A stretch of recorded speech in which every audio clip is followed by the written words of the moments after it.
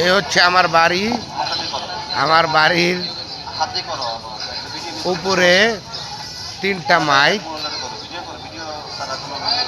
এই যে আরো একটা মাইক আছে, ও যে 6 তলা যে আমাদের সামনে আয়েশা সিদ্দিকা রাদিয়াল্লাহু তাআলা আনহা দ্বিতীয় শাখার ছাত্রী আয়েশা আক্তার আমাদেরকে তেলাওয়াত করে শোনাবে ইনশাআল্লাহ। ইনশাআল্লাহ আরো সামনে অনেক মাইক আছে।